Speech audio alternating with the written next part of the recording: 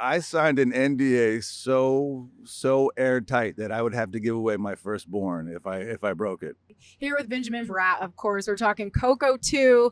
Yeah. Very exciting and kind of wild to think it's been almost a decade since the first one was released. That seems to be like the span of time that's perfect for a sequel. Yeah. Yeah, it's very exciting, but Yeah. it's also very secretive, so I can't really I know. tell you Can too you much come about sit it. with me for 10 minutes and tell me absolutely nothing about Coco 2? Exactly right. I appreciate that you showed up. I'm Though, so happy to do the interview about nothing. About nothing. So welcome to our interview about nothing. No, I can share with you though 3 things. Okay, tell me. So the first one is that the most of the original creative team is back, including directors Leon Critch and Adrian Okay. Molina, Okay. and they have promised to bring as much humor and heart and of course spectacle to the new film that they brought to the first one. Okay. The second thing I can share is that just as the first film focused on Miguel, young Miguel, he's going to focus on him again, although Okay. he's a little bit older now. He's a teenager. Okay. And the third thing I could share is I'm excited to come back voicing How the is character of the Ernesto villainous back? Ernesto De La Cruz. Yeah, because he went down twice. So how are we pulling this off? That bell got him good. Yeah, well, once you're dead, I don't think you can die again. Right? So he's already in the land of the Yeah, dead. well, that's But true. what's cool about his reemergence results in a kind of return trip back to the land of the dead for Miguel. Okay. Okay. And so that's a bit mysterious, I know, but it's enough Yeah. to kind of Okay. whet the appetite, I think. All right. Now I'm going to ask you these questions with no expectation of what you'll answer. Oh boy. But, we saw a lot of the Land of the Dead, of course, and Coco. Is there any chance we'll see anyone coming from the Land of the Dead to the Land of the Living, perhaps, in Coco 2?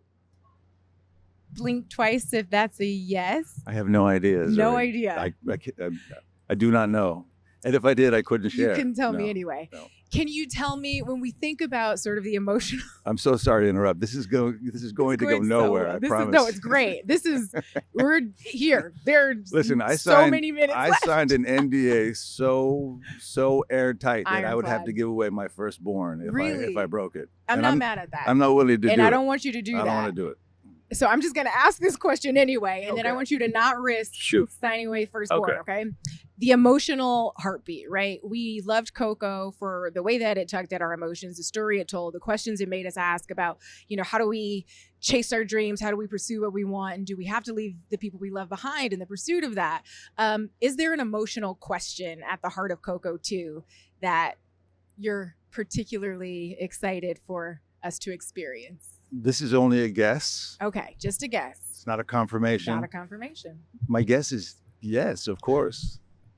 Listen, that's part of the canon, right? You I mean, don't- Pixar Yeah.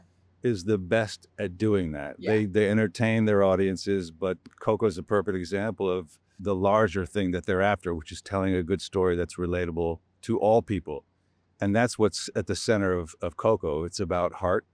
It's about family. It's about culture. It's about love, really. Absolutely. It's about an expression of love for people who have moved on to another realm. And I love the question that it kind of poses. How do you stay connected to those people who moved on? So it doesn't necessarily matter what your belief system is. Coco, on some level, as simplistic as it might sound, it provides an opportunity to contemplate a few of the ways how we stay connected to those who have moved on. One of them is just remembrance, is talking about them, laughing about them, sharing stories about them, songs that they might have sung to you, these kinds of things. It's very sweet. It's very nostalgic, but it's also it's poignant because it's real. Beautifully said. Thank you for sharing. Benjamin, that was plenty. Thank you Oh, well, for that. well, I'm so glad that Yeah. I got to meet you absolutely. finally. Yes. Now, one thing I am curious about, and this is even speaking specifically to Coco, which we've seen, when you signed on to the project, was there any one specific thing that drew you to it? And what did you miss? What were you most excited to experience again, assuming that there were some similarities in that experience with Coco too? Well, there are a lot of reasons to be excited about signing on to play Ernesto De La Cruz in the original film, and that carries over to the second one. But I think the most important for me is that I portray the most famous musician in all of Mexico, who's a great singer. And I'm none of those things in real life, but I get to lord that over my children who hate listening to me sing in the car. Do they? They say, Dad, you're a terrible singer. I don't disagree, but I say, yes, but I'm a professional because I've been paid to do so. So I love it. there it is. You gotta let them know sometimes. The kids will keep So- you humble. That's my favorite thing. I love hearing that. We're here celebrating also theater. We love the movie going experience. Seeing folks back in the theaters has been incredible. Why is it so important to you to go out into the theaters? Why should folks be going out to see? Well, these movies? it's. I think films were meant to be joining that collective experience. Yeah. You know, it's almost like going to church, Yeah. really. I Yeah. mean, particularly with comedies, particularly with films that have both humor and pathos in it. When you're in a room that's energized by the collective, the united feeling that's being, Yeah. received from the screen. Yeah. It's a little bit more, I don't know, it's a little bit more profound, I think, than sitting alone in your pajamas eating popcorn in your living Yeah. room by yourself, right? I mean, and comedy certainly is contagious. The more Right. people you have in a room that are laughing. Yeah. Feels good to laugh with feels good to laugh people, together. to be on the same page. Yeah, it's really wonderful actually to see the resurgence of the popularity of going back to the movies, and Yeah. we've been doing it too. So Yeah. this is from a guy who, with two young kids Yeah. years ago, you'd sort of avoid going to the movie theater because it's Right. easier just to click it on. But no, I'm reminded of late, especially because we go to the movies a lot, like everyone out there, thankfully, that it really is the best way to Yeah. enjoy movies. Well, I've got a little something for you that's not going to go against your NDA. Happy to report. Oh, really? Confessions. Okay, we're going to confess Concessions. our movie going confessions. experience. All right, ready confession for you. confessions. I'm Question ready. number 1: where do you like to sit in the theater? It's an old Roger Ebert recommendation, which is the distance back of the width of the screen. Yep.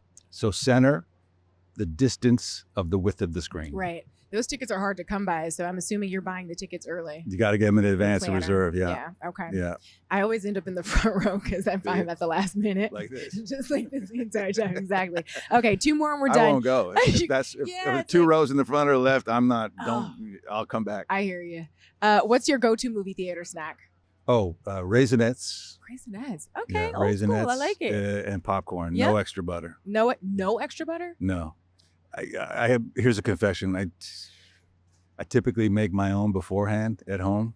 Popcorn. A healthy version, avocado oil and salt, nothing else. Really? And then I have my wife smuggle it in with my daughter's She'll backpack. smuggle it in. Yeah. I love it. She's down to ride, down for the cause. Yeah, she's How do you ride or die with smuggle me. in popcorn? Like, I just feel like, You put it in a large Big bag. like Ziploc. yeah. You put it at the bottom of her Smart. The giant tote purse. bag or whatever. And then you cover Yeah. it up with like Okay. wipes and I love it. makeup remover and whatever else All the she other things brings that no along. one is ever going to dig through. They're like, row 7. And then if she gets caught, You're it's like, not I mine. don't know her. I don't. I don't carry a purse. That's my what. It's incredible. I love it. I'm here for it. That's it. We're ending on that note. Benjamin, thank you so much. It was a pleasure. Real pleasure. Congrats yeah, on for Coco sure. too. Thank you so We'll much. have more from D23.